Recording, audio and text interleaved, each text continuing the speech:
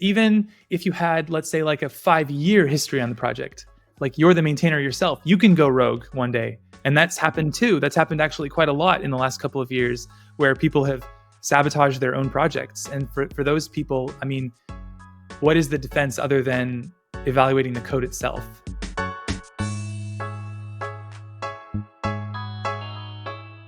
Hello, welcome to the DevTools-fm podcast. This is a podcast about developer tools and the people who make them. I'm Andrew, and this is my co-host, Justin.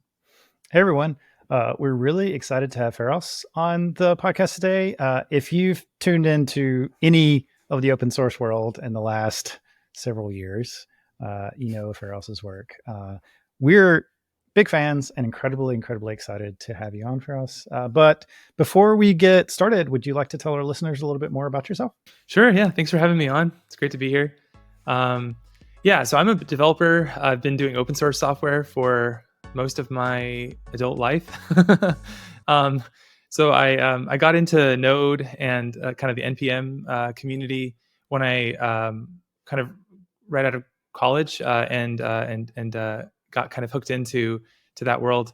I always had thought it would be really cool to be an open source maintainer kind of for my whole life, because it felt like the people that, developed that type of code were magicians. They were able to kind of, write this like God mode level code that that powers like all the stuff that we do. And we basically, most of the time when we start a project, we get it started by like installing some framework or some big dependencies. Obviously, a lot of us are using open source operating systems or operating systems that have open source in them in some way. And so I always thought it would be cool. And then I got really obsessed with this project called WebTorrent that I think we're going to maybe talk about a little bit later. But that was kind of my gateway into open source. I wanted it to be an open source project, and then ended up writing a whole bunch of packages in order to make that project a reality. And then before I knew it, I was a important maintainer in some sense, in that my code is relied upon by all these companies. And I was like, why are these companies using code written by a random 20-something-year-old that they don't even know? and it was like, oh, that's cool. And then I ended up learning a lot about like the software supply chain, as they call it, and how software gets developed today, and that kind of led to starting the company Socket. So yeah, it's my story. Yeah, to say that you're a prolific open source developer is cutting it short. I think there's like a handful of names that if you went, who's done most of the NPM ecosystem, it'd be like you, Luke, and then Sindre are just like in everybody's package logs. So thank you for all the work you've done over the years. Like you said, you got into it out of college, but what was your first step into it? Like you said that there were some like open source magicians out there. Were there any projects that you had hoped to contribute to, and did you ever end up contributing to them? Yeah, that's a good question. So, I guess first of all, I just want to say a quick point. Like, it's a lot of the people who are in your dependency tree. Like, you mentioned Sindra, you mentioned me. A lot of the code that gets into those dependency trees is honestly sometimes the most boring type of code. Like the code I'm most proud of is a lot of it is in WebTorrent, and that doesn't have nearly as many downloads as some of the popular packages that are used, in like Webpack and stuff like that. And it's like the most boring code that it's like you wrote some utility, you wrote like a 100-line function or some 500-line function that like solves some gnarly problem. It's not that interesting. It's like something that manipulates binary data, or it's some annoying parser that nobody wants to write, and then some popular project uses it, and then before you know it, you're like in everybody's dependency trees. But I have to say, it's like sometimes it's not even the code that you're proud of that ends up getting the most downloads. It's actually it's the opposite. It's the more boring it is, the more like trivial it is, the more like people install it, because more people have that problem than some really cool like torrenting problem, right? Like that's just very going to be very specifically tailored to only certain people, right? But your question about how I got interested. So I actually watched this video that Paul Irish posted about like how he learned from the jQuery source code, like 10 things he learned from the jQuery source code. And so I always had a desire to contribute to that project, because it was something that I used in all my websites when I was learning web development. I never ended up contributing though, but it did it did sort of break that illusion that like people who do open source are some type of magicians, because I was able to look at the code, and it was more complicated than any other code I'd looked at, but the way he explained it in the video, the way he kind of walked through it, I was left with this feeling of, oh, actually I could probably do this, like, and then I ended up writing a library in Python, my only Python library, and my first open source library that I wrote, which was called SpoofMac. And I used it to basically get free Wi-Fi at airports by changing my MAC address. So when you run out of the 30-minute time limit, you can change your computer's, basically your device identifier, also known as the MAC address, and then it appears that you're a new device to the Wi-Fi router, and it'll give you another 30 minutes. So I posted that online, and it got decently popular, and then I was hooked. So with lots of packages comes lots of responsibility. We've talked about this topic to many other open source developers, but how have you managed to manage all of the different packages that you've put out over the years? Well, it depends on what time frame in my life you're asking about, because today I don't feel like I'm doing a very good job. In fact, I'm kind of not doing a good job at all. But yeah, I mean, so the arc has really been like when you first start in open source, you end up being super happy when anybody uses your code. Like the first time you see any downloads or anybody open an issue, you're like so excited. Oh my gosh, they found a bug in my project. That's so great, because that means that they're using it, right? And then over time, you start to get more and more issues, and that's still pretty fun. Now you're getting a lot of users, and maybe you get invited to a conference talk to talk about one of your packages. It's all very exciting. And then at some point you go and you cross this threshold of like, okay, I wake up and I have 40 issues that have been opened yesterday, and there's no way I'm going to get to those. And they're all random esoteric things. Like they're not even interesting problems anymore. They're like, oh, it doesn't work on some random Linux variant that nobody uses, right? And you're like, I guess I have to debug this. I guess I have to. And at least for me, the way I treated it as basically, this GitHub issues list was my to-do list. I would wake up in the morning and I would just do everything on the list. And so it was imagine like a publicly, globally writable to-do list that anybody can add items to. And that's just what I was doing with my life every morning, waking up doing that. And then, at some point, I don't know what it was, but it hit me. I was like, the people opening these issues, some of them like work at FANG companies, and they're probably making like, 300, 400K a year. And they're opening these issues, and I'm literally unemployed, like doing this for fun. And I'm just like, oh, I guess I'll go and do this for you for the next 3 days. And then, and, no offense to the people who use open source and open up issues, that's fine. But I realized I need to change my, kind of relationship to the way issues are the way I think about issues. Really, they're not. I don't really have to do all of them, and I don't have to be responsive to all of them. I can actually focus on what I think is important and where I want the project to go. Which I guess is probably obvious to a lot of people, but I know that type of mindset it's decently common, and I think it contributes a lot to like maintainer burnout. And wanting to be a good maintainer and wanting to not let people down that decided to use your code. It's like it was pretty ingrained in me and a lot of other people. And I think you just have to at some point like declare bankruptcy and be like, all right, I can't do that anymore. And so, yeah, I think, one thing that helps is giving people access to the project that have contributed, being very liberal with like sharing access. That really, really helps.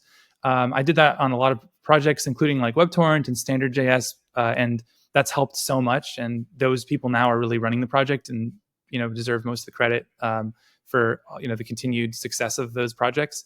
So don't be stingy with like sharing access. I think that's like the best tip I have for maintainers. You can always reserve like npm publish powers for yourself if you're worried about somebody you've never met before in person publishing something malicious or something bad that you don't agree with. But giving them the GitHub commit bit is pretty. They're pretty low cost. I mean, what worst they can do is publish some bad commits. You can always back those out or even force push over them if you really don't want them around and then remove their access. So there's like a way to do it in stages where you can really build up trust first. This does feel like the classic maintainer arc, though. You start off with this like optimism. You see like open source maintainers out there and you're like, oh, these people are so cool. I want to do this. And then you like stumble into it and like suddenly you're a maintainer and it's like, oh, people are using my thing now. Awesome. And then like it just continues to grow. It's like people are using my thing now. Awesome. And then you like wake up one day and like this is not awesome anymore. And I think it's also interesting that a lot of the like really prolific open source contributors and maintainers that we've talked to recently. So I think like of Anthony Fu, who's just this incredible developer and like, you know, very prolific open source contributor himself. They do this like delegation as like a key part of their strategy, because they know like there's like this trough of despair, right? And like at a certain point, and the only way to do that is like bridge the gap with, you know, getting more help. And I think it's cool to hear your experience, but like very validating in general. It's like somebody needs to write a book one day. It's like how to be an open source maintainer. Here's the art. It's like there are lessons that we've all learned. Yeah, there's actually been a great book written on this topic called Working in Public, the making and maintenance of open source software by Nadia Eghbal. It's great. It actually has Cinder Soros and a couple quotes from me and other open source people in it, and it's pretty great. Oh, that's fantastic. Didn't know about that. Cool. So speaking of like open source sustainability, you know, and you're talking earlier, you know, you've got these people potentially from FANG companies like creating issues on your open source PR, and that comes to a topic that we discuss quite a bit, which is just like open source sustainability and in particular open source funding. So you've written a lot about this, about open source funding over the years, created some tools around it, all this stuff. So how have your sort of like past experiences with like sustainable open source or open source funding went, and like how do you feel we are today versus like maybe when you started thinking about this? It's a complicated topic. How much time do you have? Go for it. I mean, yeah, I think, I don't know. I could take this in many directions. I guess like, you know, I feel like part of the problem with open source funding is that there's like a never ending supply of people who are excited to start doing open source, you know, like I was in the early days. And so, you know, the one really big challenge is if you try to just charge for this stuff, you realize actually that the value that the market's willing to pay for it is basically zero, because it's like if you put a paywall in front of your open source package and say, hey, you have to pay, or even if you try to, you know, change the license to make it not pure open source, you get an insane amount of pushback. And then there's always some other, you know, up and coming, excited, you know, young person who's like, I'll write the open source version of that. And then, you know, there's a reason, you know, I mean, it's exciting to be doing open source, which is why there's these people willing to do this. And there's also like, you know, obviously benefits to your career to like be, you know, to be able to say that your packages have, you know, users in all these different companies. And so I think that's one big challenge to like charging for this stuff is that it's just hard. It's, you know, you can't really change the license without people getting mad. And there's always somebody who will just make a you know, a free version that's pure open source to replace you if you do that. So yeah, a lot of people who've been successful, I think, have to basically become marketers and, you know, be really good on Twitter and be really good on, you know, it used to be Patreon. It was one of the first places that people went to, and now there's GitHub sponsors, but you're basically marketing yourself. And that's not something that every maintainer wants to do. It happens to be something that like I was pretty comfortable doing, you know, talking about what I'm working on and, you know, and sharing it with people. But a lot of people feel like they're just not comfortable doing it. They don't want to have like that persona. They don't want to talk about their work, or they do, but they don't do it in like aggressive enough way that they can actually build like a life on the income from this. The other big problem is if you try to do that is that like you could be an incredibly dependent upon maintainer, but you might be responsible for a dependency that is a transitive dependency for most people, so they don't even know they're using it. And that's a huge challenge. Like if your package has 1 million downloads a week, but it's used by another package and all your downloads are through that package, then that's the package that people know about. And that's the package that they go to the docs site for. That's the one they go to the GitHub issue tracker for, and they open up issues. And if you're not in those workflows, if they never go to your website, if they never go to your issue tracker, then you have no chance to even make your appeal to them, to ask them for donations or funding or you know, give them your sales pitch or whatever you're trying to do to make money from this. And so it's really challenging. And there's a lot of people that you know, that do that kind of, and, you know, these really core infrastructural packages that nobody even knows about. There's a bunch of examples like we could get into, but yeah, I think that's one big problem. So the solution to that might be tooling. You might say, well, why don't we just use some tools that tell us about this? I tried that, you know, that was the thanks project that I started basically tells you, which of your dependencies is asking for funding. There's ways that GitHub sponsors and other tools can tell you that now. Open Collective and stuff like that. Back Your Stack is another tool that Open Collective made to help you find out this type of information. But it tends to, it's not widespread because you have to be the kind of person or company that wants to go out of your way to back open source and to ask, which open source should I donate to? And so I think that there's actually a problem with the whole framing of donations. Is it's sort of like you've given everything away and then you're like asking afterwards, hey, do you think this was useful? If so, could you spare some change, for me? And it's kind of it's just kind of bad. So it's a bad way to like successfully raise a lot of money. Now, I don't know. Yeah. So I guess like maybe this should be like funded by governments. I don't know. Maybe there should be like taxes collected for this if it's a public good. I don't know. I don't know what the answer is. What tends to actually work in practice in today's world that I've seen is people doing like contracts. So support contracts for the companies that use their code. That's a way to make a decent amount of money, and you don't have to go and collect $5 from every maintainer, or every user of your software, which takes forever and is hard. You can just go to one company and they'll pay you, a good amount, and then that's one way to go.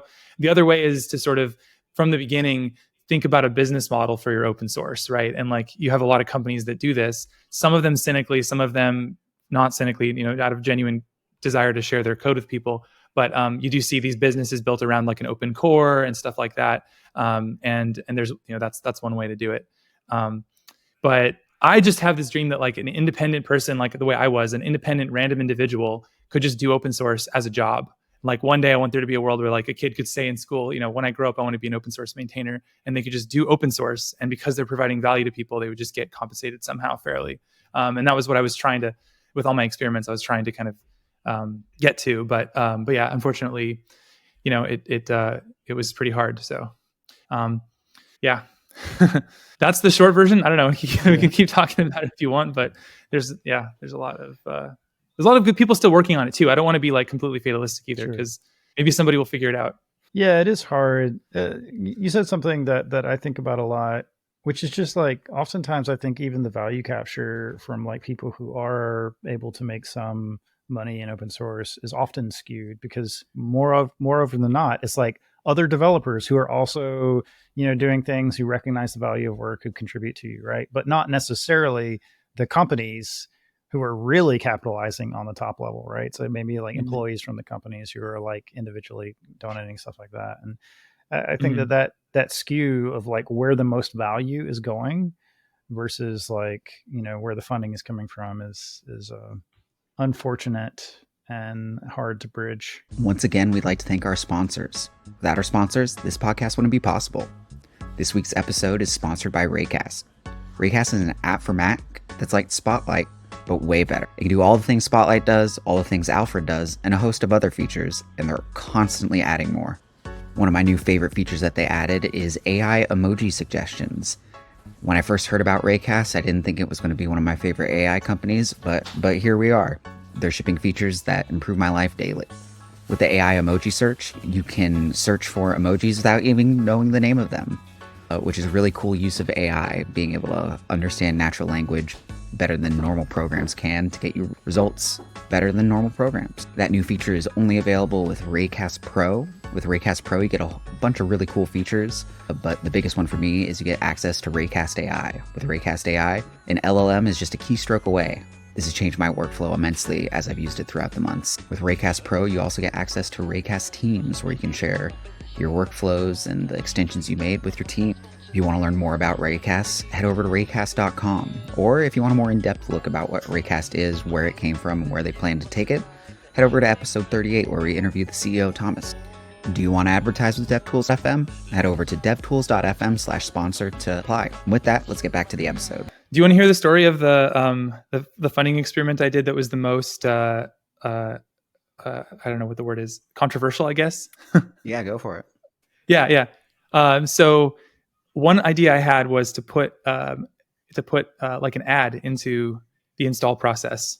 So when you go type npm install foo and you would enter, you'd get like a little message that says like, this package is brought to you by, like whatever the company is. And so I found a couple of sponsors, Linode and LogRocket were the two companies. And they were super, basically, they wanted to help, innovate in open source funding and try new things and try new models. So they were like, they were kind of interested in just being part of this experiment and trying to help maintainers.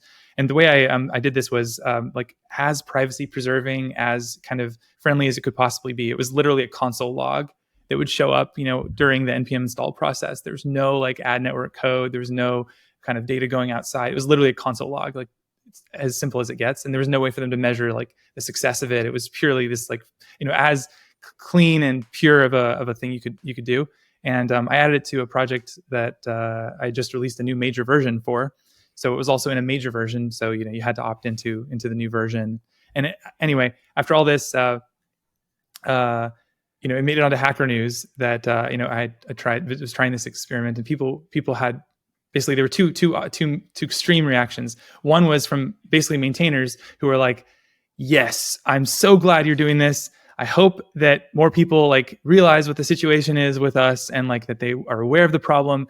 Thank you for doing this." And also they were a lot of them were telling me in private like, "Thank you for being the one to poke the hornet's nest," because they didn't want to do it.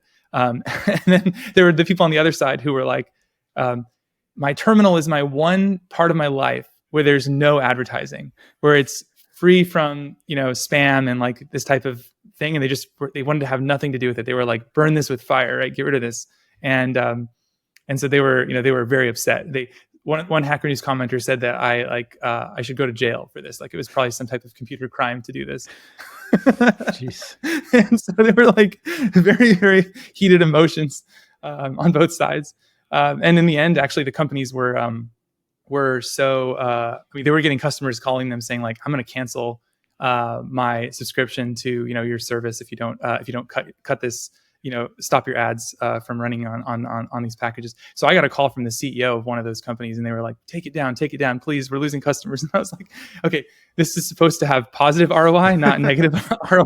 So I just basically published a new patch version that just killed the experiment. And then I wrote a big postmortem on my blog about kind of the whole thing and what went down. But yeah, it was very interesting. It was a very interesting reaction to get and to see the heated feelings on both sides. Yeah, it's like our society does not know how to grapple with the idea of a free thing and like the problems that it might entail from both ends. I remember the Core.js thing, which is a very similar sort of like advertisement for like, hey, I'm developing the. Well, it was the same but different. But yeah, there's a lot of backlash from that too. Yeah, that's actually part of the reason now why a bunch of things happened from that and from other things. Like now, in response to that experiment I did, npm now has a fund command, so you can run npm fund and it'll tell you which of your packages are seeking donations. But then they actually changed their policy as well to say that you can't do what I did. You can't put an ad into the install process explicitly to stop this. And then with the Core.js person, I think those messages also are now suppressed. So anybody who tries to print logs out or print things out during the install process, that just all goes to basically to dev null and you can't see it. So that was npm's. npm tried to kind of help with the npm fund thing, but they're also like, no, you're not doing that. Yeah, so not much progress there. Let's switch gears a little bit before we move on to Socket. You mentioned earlier that you're heavily involved with web torrents. I've used torrents in the past, maybe not. So what was the project, and like what were some cool things that you built with it? Yeah. So I think I've always been interested in peer-to-peer systems. I just think the idea of like a bunch of strangers on the internet cooperating to share files with each other, and nobody knows who they are. Nobody trusts each other, but somehow they're able to cooperate and accomplish useful work together is like a really beautiful idea. And so separate just from like what most people think of with torrents is downloading movies or something like that. I was just really fascinated by the technology and by like the sort of the idea of building like a decentralized internet. And this was all before cryptocurrencies and all that type of stuff had really taken over the word decentralized in people's minds. And And so, yeah, I wanted to build, basically the vision was like build a torrent client that you can use from your web browser that doesn't require you to install software on your computer. And that would be awesome, because then, you wouldn't need you would need to explain this technically complicated concept to beginners. They could just go to a website, they could click a button, and then content would start to come to them through a peer-to-peer network. And I was starting to see all these new web technologies get added to the web browser, and WebRTC was the one that enabled this idea to even to be possible. Because with WebRTC, you can actually create a peer-to-peer connection from my browser to your browser without a server involved. And that way I can literally just send you data over like a socket type interface. This is how stuff like Google Meets is implemented. That's how this Riverside chat is that we're using right now to record this podcast is implemented. But nobody had really, I hadn't seen people doing that many interesting things with it. They were mostly doing video and voice calling, which is what it was intended for. But I realized that actually this data channel component of it lets you send any data you want. And so you can actually implement any peer-to-peer protocol over it that you can imagine. And that was super cool. And I thought, well, why don't we do torrents? Because that would just make this stuff more accessible to people. And so, yeah, that's basically what I did. Is I started by building a torrent client in JavaScript that worked in Node.js. And then once that was working and you could torrent stuff in Node, then I basically just went in and changed the way that the connections are opened. And in Node, you can do TCP and UDP connections, but in the browser, you can't do those. And so in the browser, it uses WebRTC instead.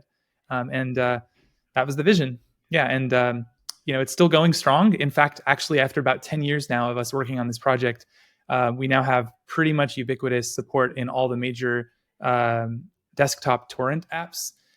That means that they now support the WebTorrent protocol, which means that if you go to a website and it includes our WebTorrent JavaScript library, it will actually be able to connect to people who have desktop torrent apps installed. And basically now we have this massive network of partially of browsers, partially of installed apps, and it's all like connected. It's super cool. It just took a long time, but now we got here, and it's pretty cool to see it like actually working, the vision actually like being real after all this time.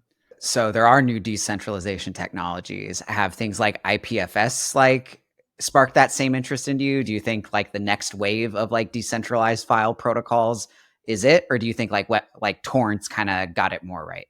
Well, torrents are a really old protocol. Like they were around before JSON was a thing. So literally the way that the data interchange happens, it's this weird thing called Ben coding, which is like fake JSON, but like worse basically in every way. And it's a disaster. And things are very underspecified in BitTorrent. Like people kind of just observe what the other clients on the network are doing and try to like be compatible. So there's a lot of like things that are wrong with torrents. But that said, it's also like, I think probably still the most popular decentralized protocol. I could be wrong on that, but certainly for most of the time I was working on WebTorrent, none of these new projects, these cryptocurrency backed projects, were actually even like 10% as popular as torrents, just in terms of like real users using it to do real things.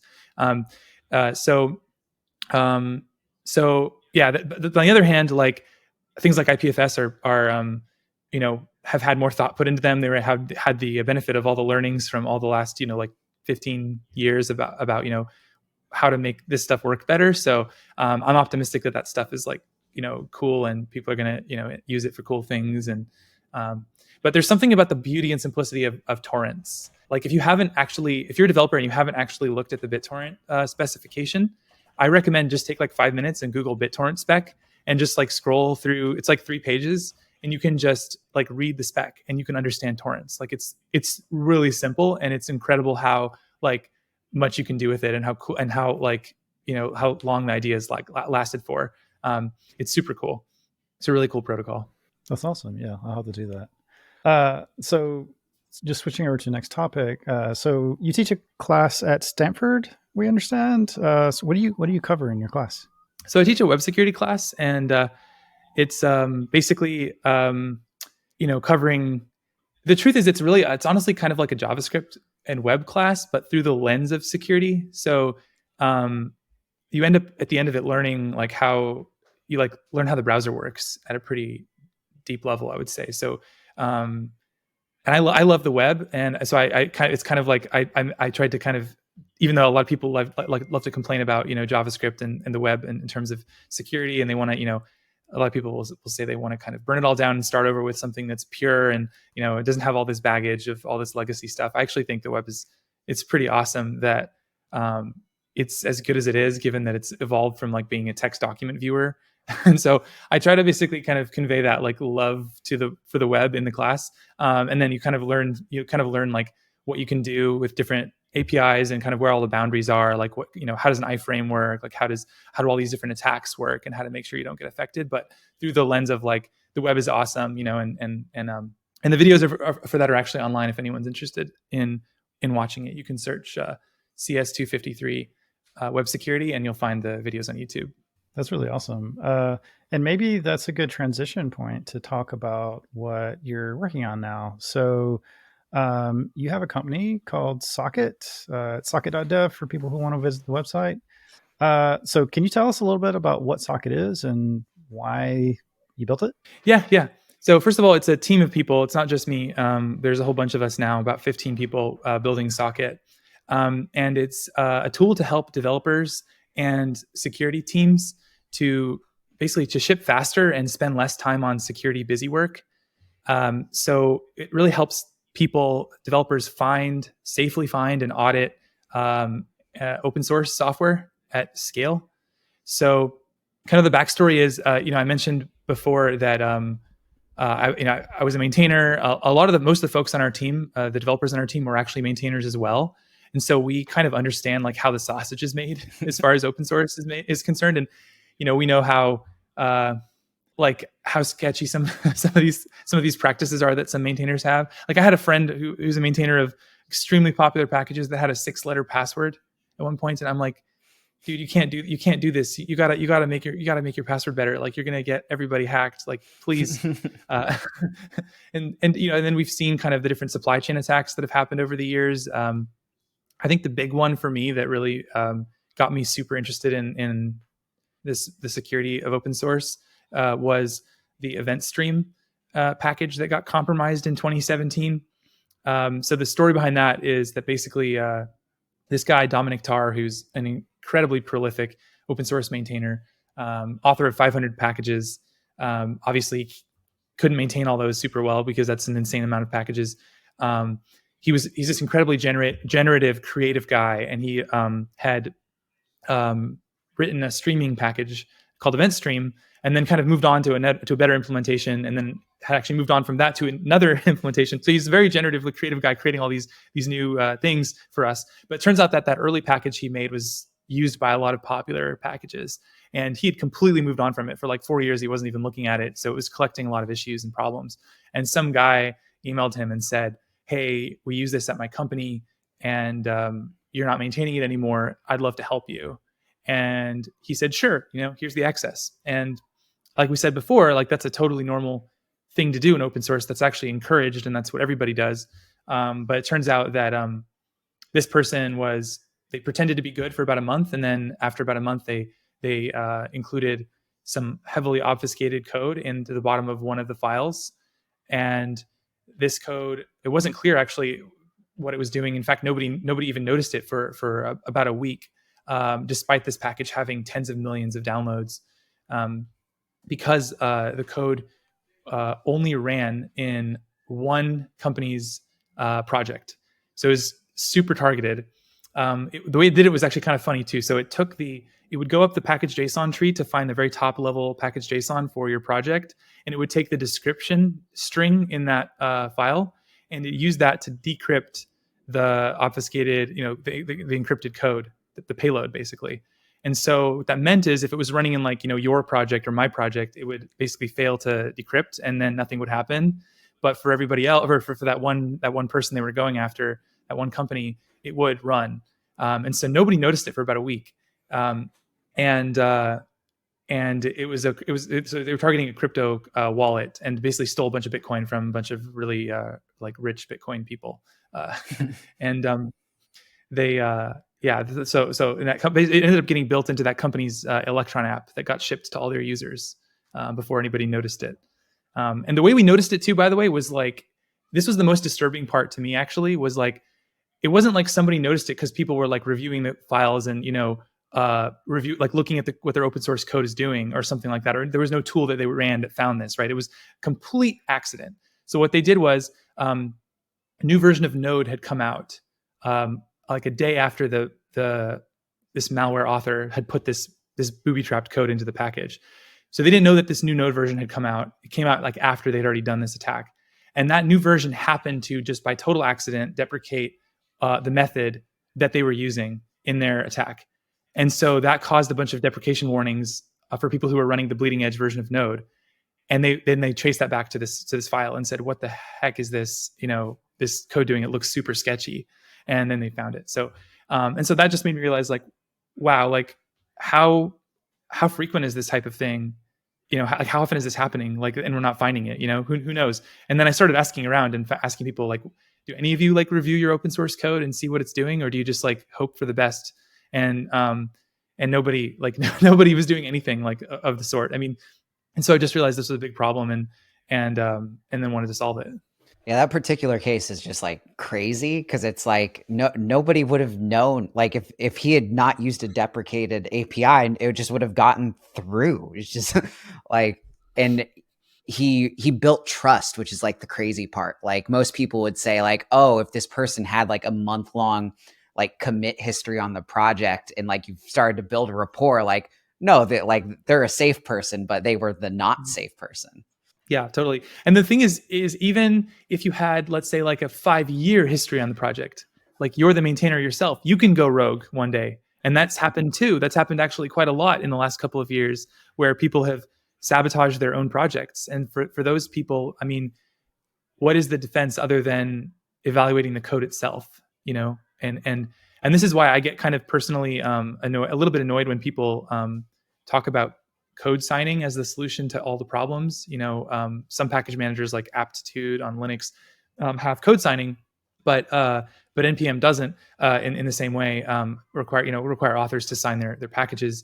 And so I mean, it's a nice thing to have, but it's not going to solve this case where I'm the author, I have the signing keys, I decide to go rogue one day.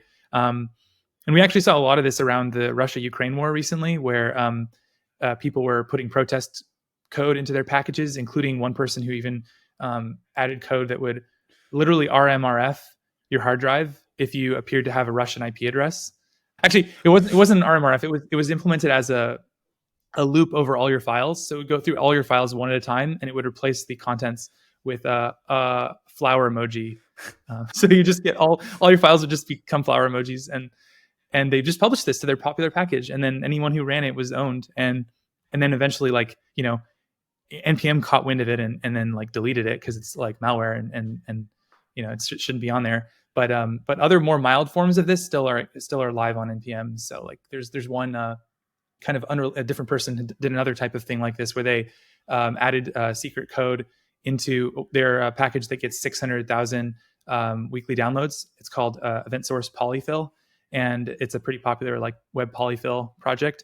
And what it does is it looks at your time zone, and if you're in an Eastern European time zone, then it will call a set timeout for 15 seconds and wait.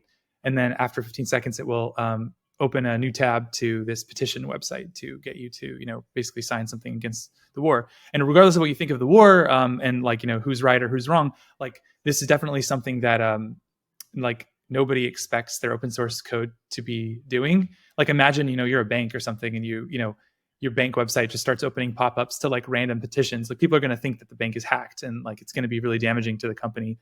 So this is the kind of thing that is hurts trust in open source, I think. And so that's the kind of thing Socket can actually detect.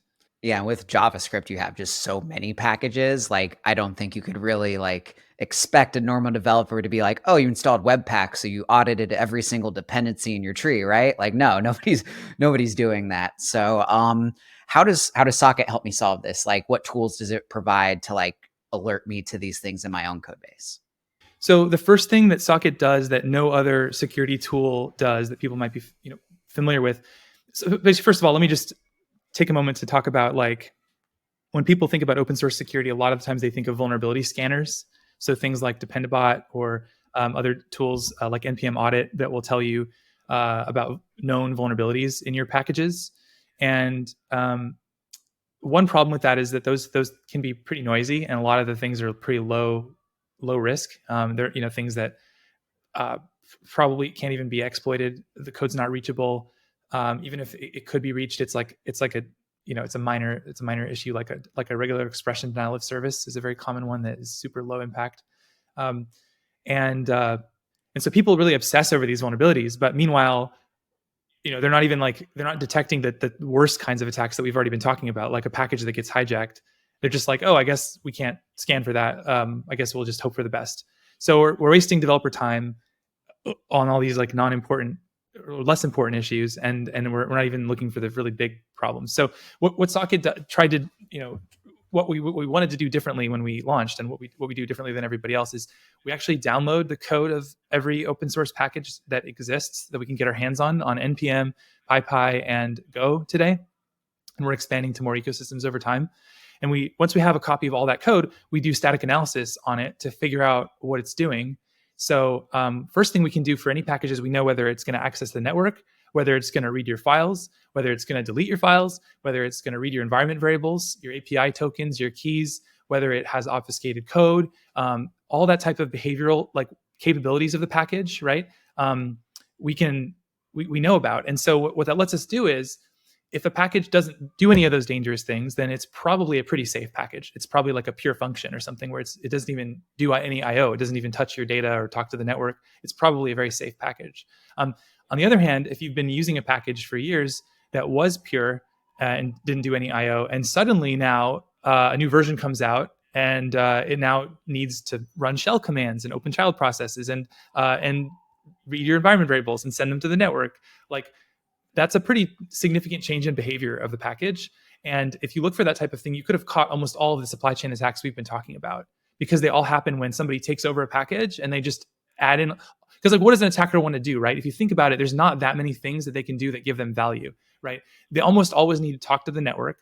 They almost always want to use your data in some way. So there's going to be new places where that's happening. And so we can just look for those things. And then when we find them and they're correlated with like a new maintainer being added, or we have a bunch of signals basically. If people are interested, they're all available on our website. There's about 80 now that we look for. And when we find a package that has enough of those things, then we put it through a second level scan that will actually try to decide how significant the risk is. And then when it makes it through that, then it has a human review step. And then finally, if it gets through all that, then we will flag it as confirmed malware.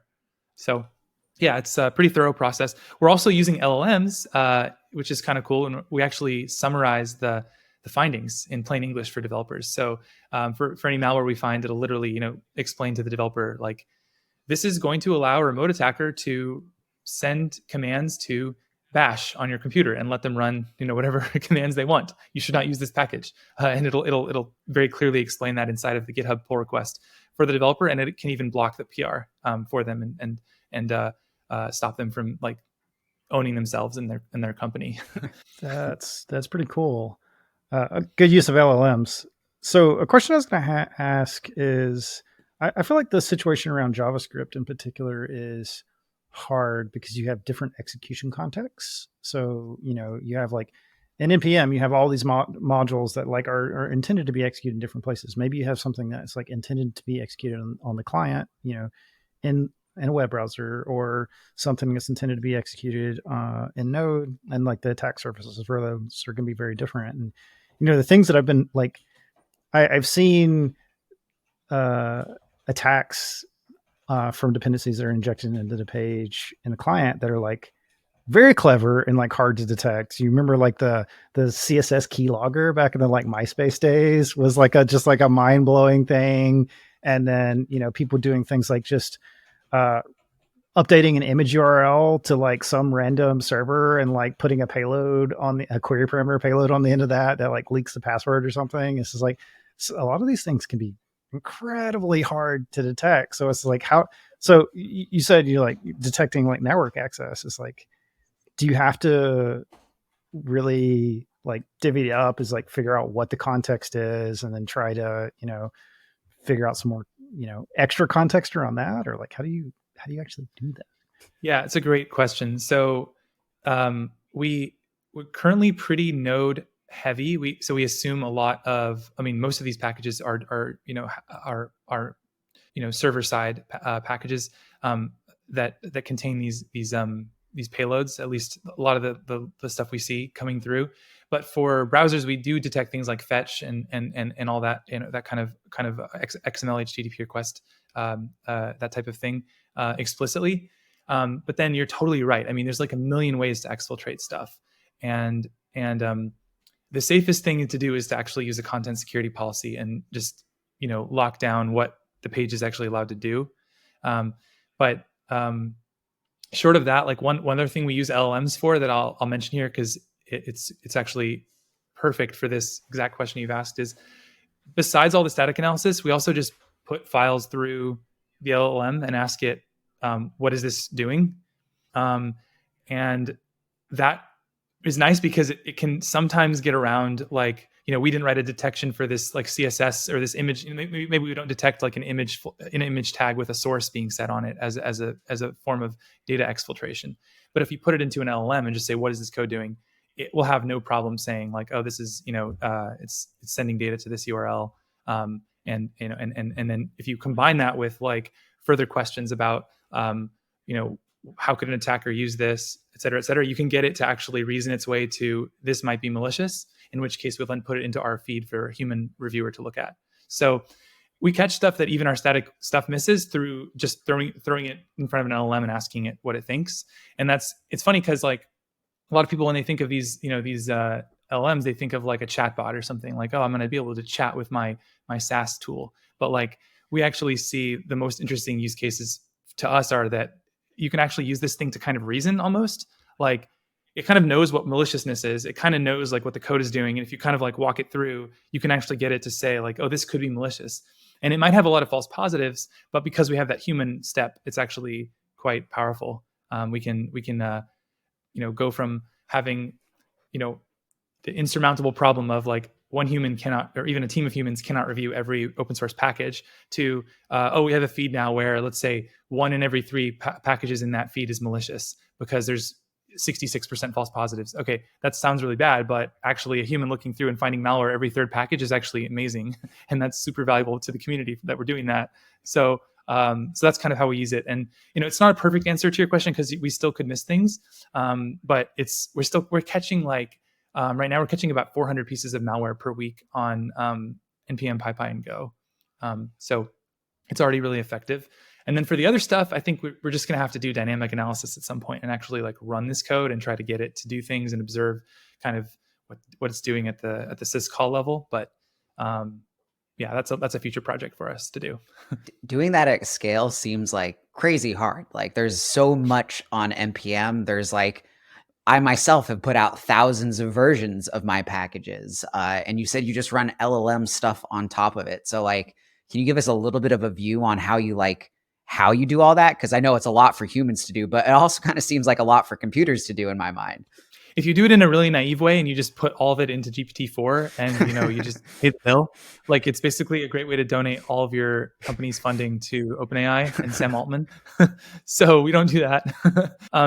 But we do it with a bunch of layers. So similar to how I kind of described like the layered approach, like if we have a static signal that something is bad, we definitely put it into an LLM. And then there's other signals too that are like based on like certain string patterns and things like that, where we'll decide that it's worth asking the LLM about it in those cases. So we aren't literally putting every single file through an LLM because that would be cost prohibitive. That said, we are looking at other ways. We might end up using a local model to kind of do this ourselves and cut down on cost. We also do like we use cheaper models, like dumber, cheaper models first, and we'll do things like we'll ask like 5 dumber models like what they think, and if like one of them thinks that it's suspicious but the other 4 are like it's fine, then we'll ask the smarter model to be like the decider. So there's different like techniques you can do to cut down on the cost. So yeah, and it's evolving all the time. Like we're still figuring this out. I think the whole industry is honestly figuring out like how do you use these things in a way that you can scale, right? And how do you even vet this? Like how do you make improvements to your prompts and measure like whether you're making things better or not? Because otherwise you just change a prompt and you're like, it fixed the problem I saw here, but did it make it worse like everywhere else? So there's a lot of stuff that not just us, but everybody's figuring out right now. Yeah, the company I work at, we're integrating LLM features, and we have the same problem. Of all of our prompts, only one of them can we actually measure if it's gotten measurably worse or measurably bad. So yeah, definitely unsolved. I think this is really a very novel use of AI, though, and like a pretty cool use of it too. Because you're right, this is like, I don't know. I tend to try to stay off the hype cycles, but there's one thing for certain that you know we have always, or for the longest time, we've had machine learning, of course, but like oftentimes we write the black box and it's like hard to get magical answers, out from the other side unless you're specifically training it on a very specific data set. So, I mean, you could imagine a company in your position, 5 years ago, 10 years ago, who would be like getting a data set of malicious code and like trying to train some ML model to like have some, signal about like, yeah, this is potentially malicious or not, or whatever, versus like now just like feeding it to a general model and say, like, analyze this code for me. Mm-hmm. That's pretty crazy. I also had a question for you, slightly different question. So you're talking about like, okay, the best thing to do for browsers, set a good content security policy. So this is like have good security posturing, and that like protects you in a lot of cases.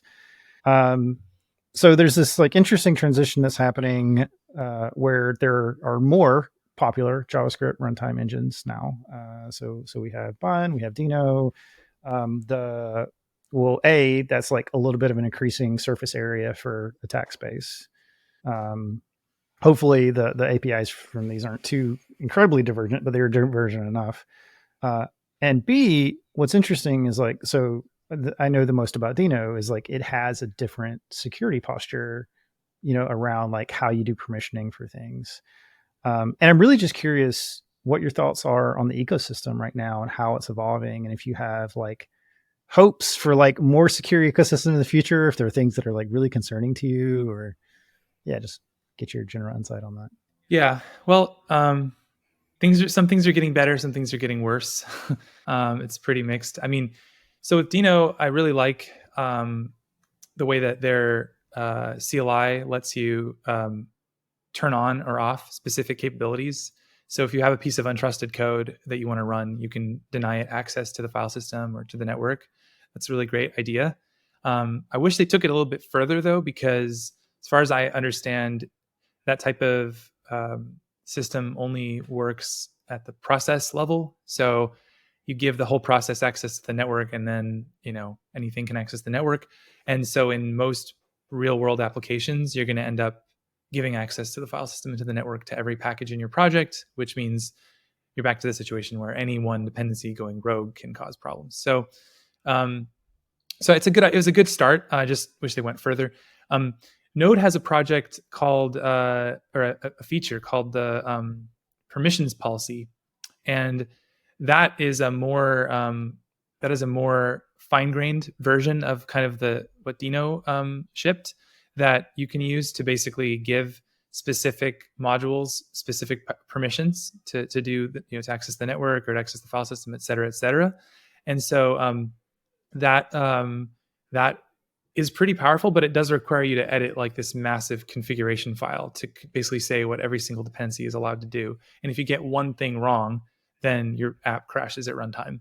And what if you have a code path that only triggers once a week or something, and that didn't get the permission you needed? Well, then you're going to get a random production crash a week later after you deploy. So it's hard to act, and teams just if they're not even there's so many more lower level, easier security things that they should be doing that they're not doing. Like they're not gonna use this feature at scale, unfortunately. There is a project called LavaMoat that I wanted to shout out to that is trying to make this a little bit easier. So they can auto generate policies for your packages, and then you can check in that policy file into Git. And then if you update a package and like later on it adds a new capability, you can basically kind of detect that, and then if you want to give it that permission, you can kind of check in that new policy file, and there'll even be like a Git diff that then tracks that, oh, we just gave this package additional permissions. So that's pretty cool. But it also has, its own trade-offs or its own downsides, which is that it adds a lot of runtime overhead the way that they implement this. So it's typically so far only been used by very, very security sensitive products, and then only in certain like security critical parts of the product. So the biggest user is MetaMask today, the crypto browser extension, and they just basically do their like signing kind of their crypto logic inside of this sort of this really tight sandbox that uses Lava Moat. They also use Socket, incidentally, too. So you can, these things aren't competitive. Like you can use multiple things, right? So you can kind of have multiple levels of security, which is what you should always do. Defense in depth, right? That's the right way to do security. But yeah, I don't know. I think I don't know. Overall, I think I'm excited. I'm hopeful that that something like what Lava Moat does will become part of the language. There's a couple of spec proposals to do that right now that are going through the standardization process.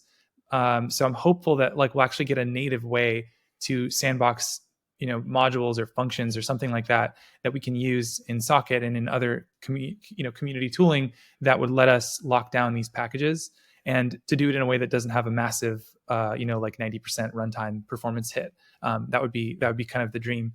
And then what we need is like some community coordination so that that when you install 10,000 dependencies, like most people do in their applications, that you don't have to go through and kind of manually annotate for every one of these, like some type of effort, like sort of the way that types are done with community, community types, basically that type of thing. But for these permissions would help this spread in a nice way.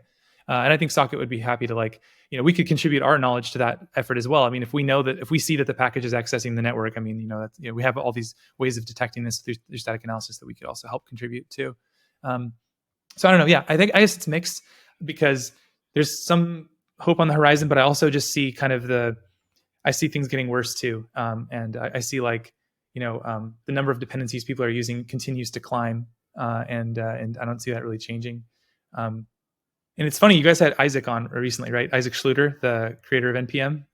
And I was listening to that episode, and at one point he was talking about the definition of dependency hell and kind of the old definition and the new definition. And the new definition is just like, I have a lot of dependencies, right? I'm in dependency hell. I have too many dependencies, right? But the old definition was like, I've gotten my app into a place where I can't successfully install because package A and package B both depend on package C, but different versions of package C. And my package manager doesn't know how to handle that because it can only install one version of package C. But in order to satisfy A and B, they actually need different versions of that package C. And I actually think that it's Isaac. Part of this is Isaac's fault. Not to call it Isaac, but like the NPM design was so successful at solving that dependency hell problem that it basically made the cost of adding dependencies to your app zero. Like before, if you were a developer, you had to if you were a developer of an open source project and you added a dependency, if you made your dependency have a dependency, right? You're now potentially screwing over all of your users because you're now making it so that if any of your users also use that dependency, right? Let me make this concrete. So I'm the author of package A, and I want to add package B as a dependency to my package A that I maintain. I basically now I'm screwing over any of my users who have package B in their dependency tree already, because they may have a different version of that package B. And so as a maintainer, there's this insanely strong incentive in ecosystems like PyPy to not add dependencies, because you might be screwing over your users in that way and making their app uninstallable. And so what they typically do is they'll just straight up copy paste code into their package and say, we have no dependencies, right? Because it's, but and that has its own problems, right? I mean, then you don't get bug fixes, you don't get security fixes. It has its own problems.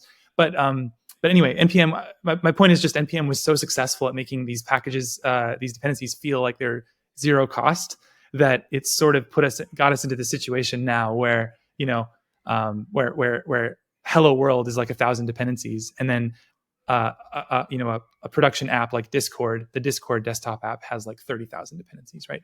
That's like totally normal today. And so, yeah, it's not all Isaac's fault, but he was too successful in a way. He was too good. Yeah, npm is too good. Yeah, that's why I built a whole company to catch exploits shipped in it.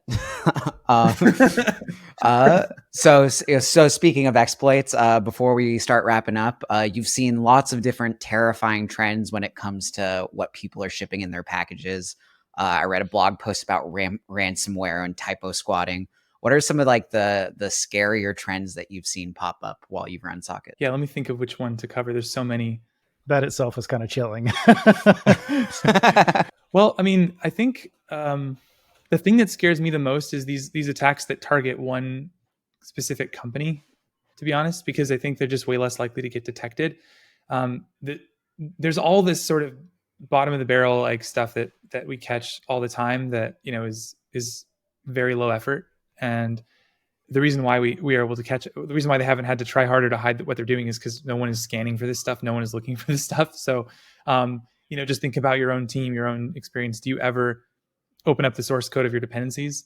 I mean, I do sometimes to see like how it's, to see whether the code, I mean, if I open up the first file and the code looks like a disaster, then I might use a different dependency. But I usually don't go further than that. I don't go like 2 layers deep, 3 layers deep and check all of its dependencies and go all the way down.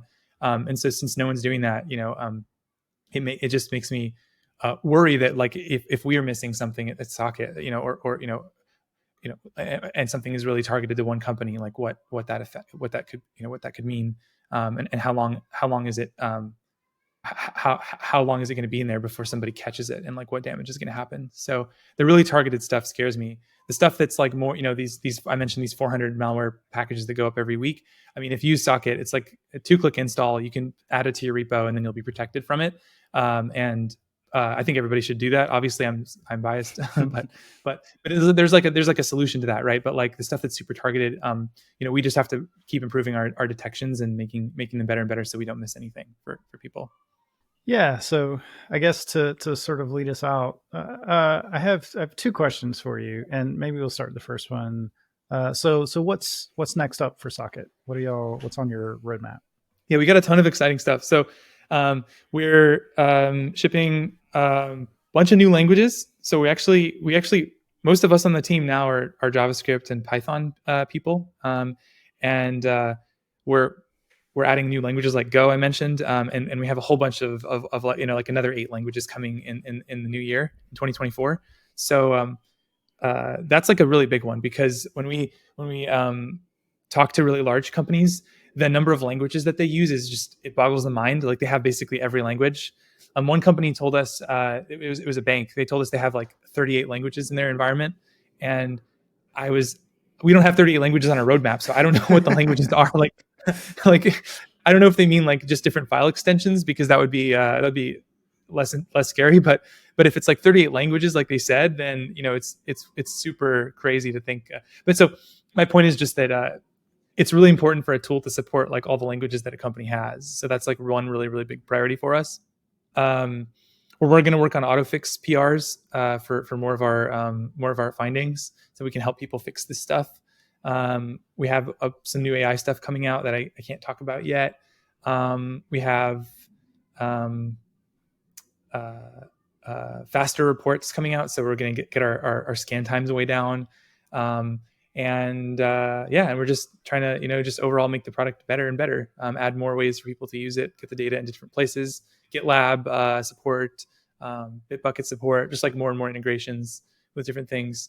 And then just trying to keep our focus on making it really developer friendly throughout the whole thing. So there's way more we could be doing there that I'm excited to keep doing in 2024. That's awesome. So following that up with what do you think the future is for this space when we're considering future of the web, of open source, but like really specifically through the security lens?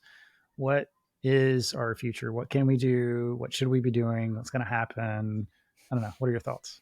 It's so broad. It is broad. Narrow it down to whatever area that you're most interested in talking about. I mean, just specifically in the open source security space, one thing I can say is that I think more and more companies are recognizing that this obsession with known vulnerabilities is really missing a big part of the picture. we're starting to see, like when Socket came out in 2021, we were like blowing people's minds by like explaining this and saying, hey, you should care about more than just vulnerabilities. But now I think people are really seeing that's like important to do. And part of that is that like the word supply chain has become kind of a buzzword. Part of that is like there's these executive orders around if you want to sell software to the government, you have to provide like a full list of all of your open source packages that you're using in an SBOM or a software bill of materials. So there's all these like reasons why this is happening, and and then there's of course the massive rise in supply chain attacks. So all that kind of adds up to people now can't just install like a Dependabot or something, some type of vuln scanner and be like, oh, we're good now. Our open source is safe, right? They recognize that a developer could install, a typo package that has 20 downloads. No one's ever looked at that thing, and it's not going to even have any CVEs or any known vulnerabilities. Doesn't mean it's safe, right? It could be anything. So just that type of awareness, I think, is going to mean that people start asking more questions of their dependencies. I think that means that hopefully more people are going to use Socket and just start thinking more consciously about their open source and like what they're using, how they can cut down on the amount, how they can improve the quality of the packages they're using, be more thoughtful and careful. I think that's the future. But I'm an optimist, so who knows? Maybe it'll get worse, and next time we talk, we'll have like 100,000 dependencies in Discord and other apps of similar scale, and who knows? But I think the future is that we're gonna actually be more careful and more thoughtful about this stuff, just because of all the combination of things I said. It'll be interesting too with the rise of WebAssembly to see how some of this stuff changes. Another distribution source, broader attack surface from just the perspective of like, now we have more things using, this compile to target or whatever. It'll be interesting to see that. Yeah. The other advantage of that is that you have a really clear boundary too with like WASM and the sort of outside world, like where you can almost enforce policy there. I'm actually very interested in that. And I think that's a really good point you bring up. That's a very, very promising area, though. It doesn't work for all the code we have today. The thousands and thousands of npm packages are probably not going to be rewritten in WASM anytime soon. Yeah, it's a lot of work. Well, that's it for our questions this week. Thanks for coming on, Feross. This was a both interesting and chilling conversation into the world of open source security. So thanks for coming on. Yeah, no worries. I hope I didn't scare you too much. There are good people in the world. Yeah. Cool. Yeah, thanks for having me. Yeah, thanks for coming on. And also, like, thanks for tackling this problem. So this is an interesting area where I can see a lot of the things that you've been passionate about over the years coming to like culminate in this like really, really worthwhile, very necessary, very needed initiative. So I'm excited that Socket exists and excited to see it grow. And yeah, wish you the best with it. Awesome. Cool. Thanks again for having me, guys. This was really fun.